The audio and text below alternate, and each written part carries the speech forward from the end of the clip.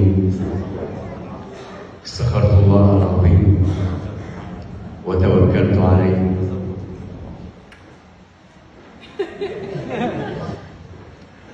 وزوجتك موكلتي وكريمتي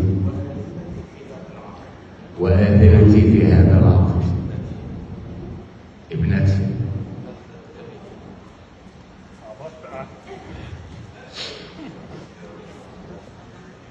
فلست كبيري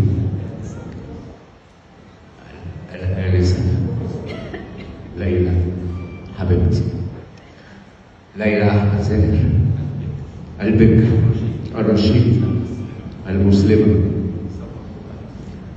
زوجتها لك يا هشام زواجا شرعيا صحيحا على كتاب الله وسنة رسوله صلى الله عليه وسلم، وعلى الصداقة المسمى بيننا عاشره وآجله وأمام الشهود وجميع الحضور، والله تعالى خير الشاهدين. أيوة. بسم الله الرحمن الرحيم.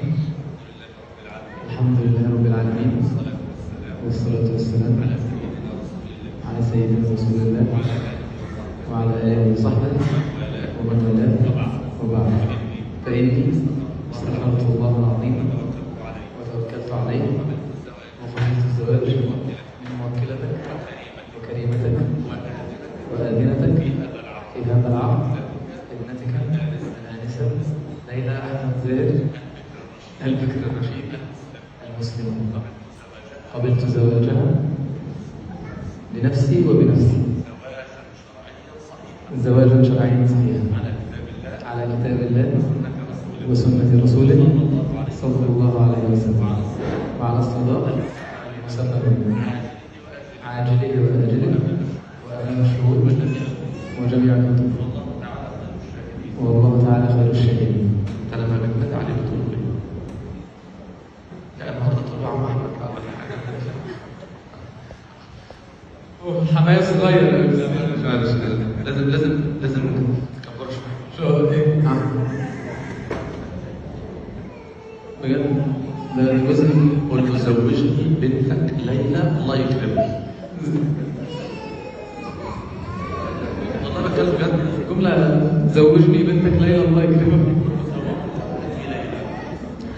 زوجتك ابنتي ليلى وأنا قبلت وأعلم الله أن أتقي الله فيها وأحسن عشرتها، والله على ما أقول شهيد. زواجا شرعيا صحيحا على كتاب الله وسنة رسوله صلى الله عليه وآله وسلم، مستوفي كافة الأركان والشروط وبشهادة الشهود وجميع الحضور، والله تعالى خير الشاهدين. بسم الله الرحمن الرحيم.